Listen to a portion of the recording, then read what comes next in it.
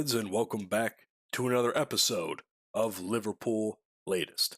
I'm your host, Matt. Thank you for joining me today, and it's nice to come on to the show after a victory for once.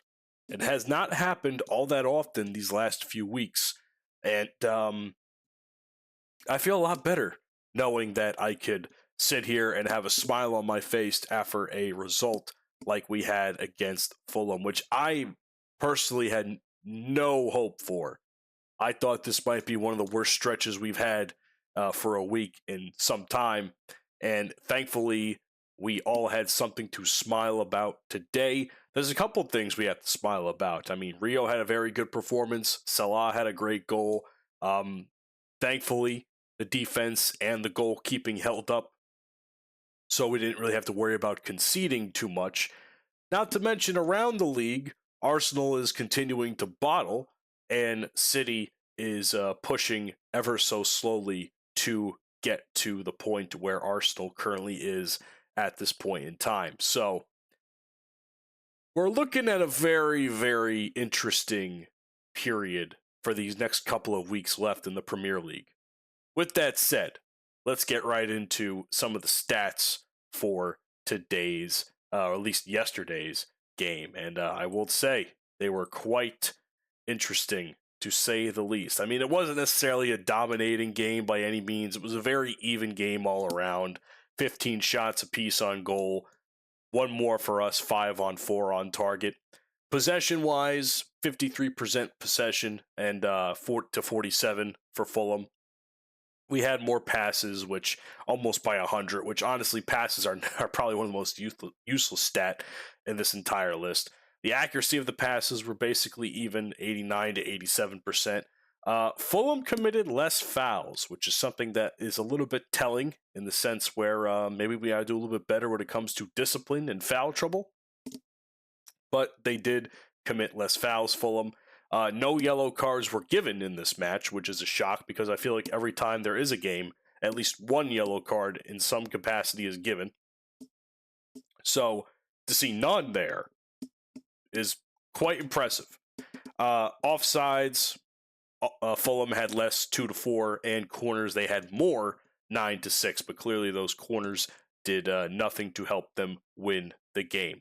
As it stands right now on the table itself, Liverpool stand in 5th place, which at first I would have been like, okay, we're just outside of the Champions League qualification, but it seems as though the Champions League has extended qualification across all of the major, or at least some of the major football leagues, and Liverpool, due to the fact that they're in 5th place, still can enter the group stage of the Champions League next year as it stands with the new rules. I'm a bit surprised by that because this entire time we've been talking, we have been discussing the fact of Liverpool not making Champions League contention next year. Now, maybe it could improve a little bit more. I'm not really sure how this whole new rule works out as it stands right now. The only thing that we can hope is that Chelsea continues to drop points and that they do not affect the current place that we are holding as it stands right now. And of course, as for Fulham, they remain middle of the table. What else is new, really? They've been middle of the table my entire time watching the sport, so I'm not necessarily too worried.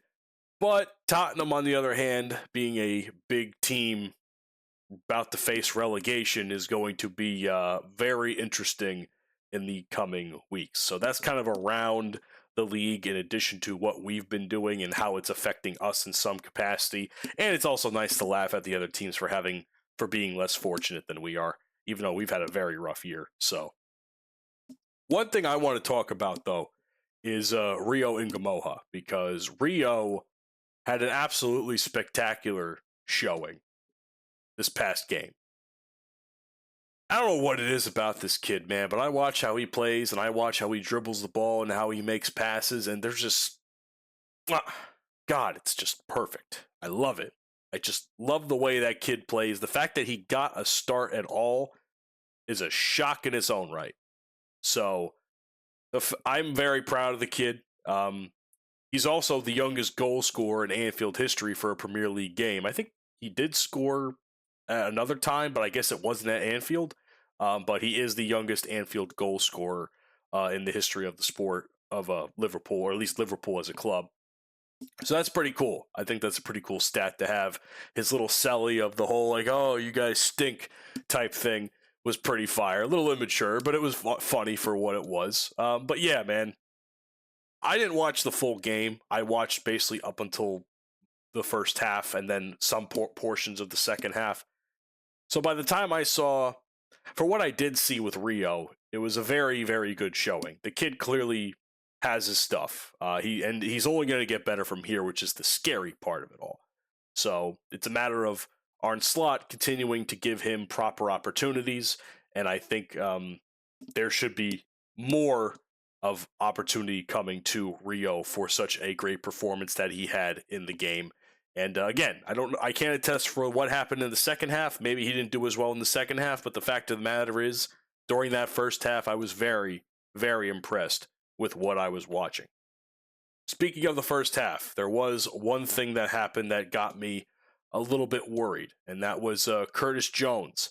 It seems as though he picked up a groin injury during the Fulham match, and it was substituted at the end of the first half going into the second. I think he was on the sideline for the end of the first half. They had the 15-minute halftime, and then clearly in the next minute, they decided to substitute Curtis Jones for Ryan Gravenberch. And as of right now, which is probably the worst news of this whole thing regarding the game, Curtis Jones is unavailable for the PSG match, which I had actually no idea was happening this week. That was news to me. Very concerned. As a matter of fact, when is that match taking place? Oh boy, we could be eliminated from the Champions League as soon as Tuesday. So to have another one of our guys go down in a very crucial time for us to stay in the Champions League is going to be very difficult. The injury apparently was not sudden. He felt it developing in the minutes leading up to when he went down, and really is going to be a precaution to keep him out and likely a real short-term absence. I don't see this muscle injury, groin injury, being that big of a big deal. It didn't seem like he could not walk, but it's certainly going to be an injury to keep him out of the following match, which is PSG, which is where we really need all of our guys, or at least whoever's left of our guys, to be at 100% capacity. And this is going to be a very, very difficult game. So, sucks to see Jones go out, considering that he has been one of the more reliable players on the team over the course of the season and for whenever he is on the field. So it's a shame. I felt bad for him. I didn't want to see Curtis Jones go out like that, especially after two spectacular goals, one by Rio, one by Salah. And then just to see that happen, it was kind of like deflating for me watching the game, saying to myself, ah, shit, another one goes down.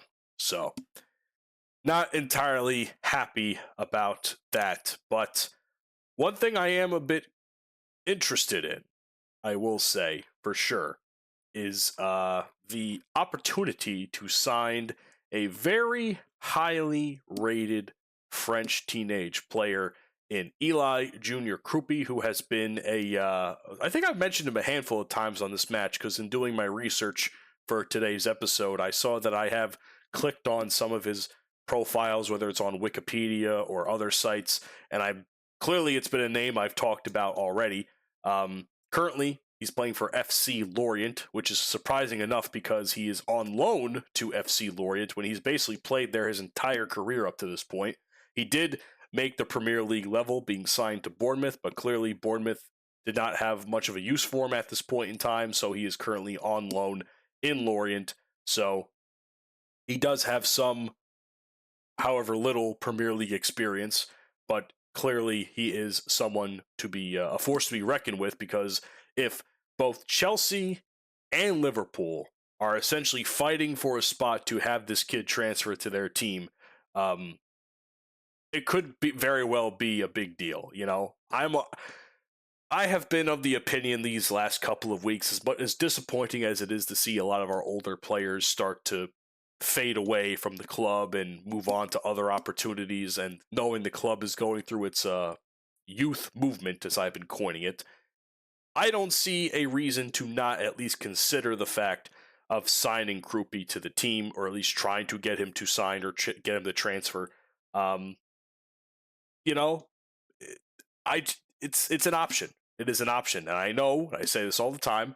I don't expect Liverpool to sign every single player that exists out there, but if these players are as good as advertised, I would like to at least put out an offer or an opportunity to speak with the kid to see where he is at and what he wants to do with the rest of his career, because clearly, considering he's played for Lorient for most of his senior career, it seems like, and the fact that Bournemouth has absolutely nothing to want to do with him to send him on loan over there right now, I think that's quite telling in its own right. I think Chelsea and Liverpool should be very interested in this kid. Probably Chelsea more so than Liverpool, because Chelsea kind of maybe needs all the help they can get right now.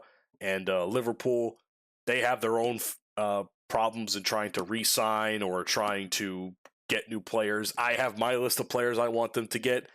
I'm not sure if Krupi necessarily fits the mold or the model of which I am going for, but it is an idea to sign if as like a backup plan of sorts. I wouldn't necessarily put him as like my first option, at least right now. But the way he is described is that he is a classic Edwards style signing, and that he fits the typical recruitment model of a young, high upside player.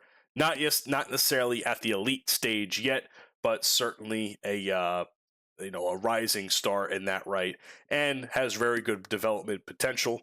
So clearly, given Michael Edwards' approach to the transfer model, he's trying to build the next generation, which is very clear as day now that Salah is going to be leaving the club. The Chelsea rivalry aspect is going to be the key obstacle here with us, because Chelsea is also aggressively targeting top young talent. They're offering long contracts, high wages, immediate pathways, and this definitely creates an inflated transfer fee and, of course, higher risk of Liverpool losing out. But I'll be honest with you, and I'll kind of compare this model to the likes of, say, pro wrestling. Now, I know pro wrestling is a very entertainment-style sport, but it is still a sport and an art form nonetheless. When it comes to the idea of signing a talent for top dollar, trying to beat out other companies, in this case wrestling companies, not teams, it could backfire, okay? Sometimes younger guys who are becoming big names in the indie scene are looking for they're looking for that first big break. Now, if they sign this very long-term, very drawn-out contract for a lot of big money, yes, there are a lot of promises that are going to be made. It's a matter of whether or not a company could keep those promises, because not everyone is going to want to see you take their spot. That also applies here as well for football. Chelsea, they could be offering long-term contracts, high wages, but is anyone on that team right now willing to sacrifice their spot for yet another young guy who is trying to eventually take what they're trying to build, or are there the reputation that they are building for themselves? It could be the same thing for Liverpool. This could also bite Liverpool in the ass in the sense that we already have a lot of young guys. We're already eyeing a lot of young guys. I still think we should consider Diamante. Olise has definitely been an option. Krupi, like I want it. I would like the idea of signing him, but at the same time, do we really have any actual space for him on the team right now? Hypothetically, we only lose Mo and Robertson this season, right? No other team. We don't lose any other players. We don't sign back Harvey Elliott. We don't get Simicast back. We don't get rid of Gakpo. We don't do anything, which could be a bad thing, but let's hypothetically say that this is happening. Does it make sense to sign Krupi, knowing that we already have a bunch of other guys who are ready to take the spot? Are they going to be willing to sacrifice the hard work and dedication that they have tried to put into this team for some big signing to come in and take that spot from them? That is the question we ask ourselves. So it really depends on what Krupi wants for himself. Does he want to start on a team right away? Does he want to make all that money right away? Or does he want to develop more into a better player as opposed to being thrown into the spotlight? That is the question we ask ourselves. I'm not saying he's going to be a Salah replacement, but he is certainly an option in that regard, and I don't know if he's the right option either. So, again, and I also say this in the sense where I already have my favorites based on what I've read and what I've researched. So, you take it for what it is. This is my take. It's my show. If you have something you want to say, be sure to leave a comment down below, as I would love to hear your thoughts as we wind down on the show today. Be sure to also leave a like and subscribe and follow the show for more content. I certainly would appreciate the fact that you're here. So thank you. Thank you very much for all the support that you always give me, no matter how little or how much it might be. Any bit of love is appreciated here on Liverpool Latest, because when you join the Liverpool Latest family, know that you, my friend, never walk alone. And after a spectacular win today, we find ourselves in the midst of probably the biggest challenge of the season for a multitude of different reasons. So we'll get into that in the next episode. I'll see you guys on the next one. Have a great day.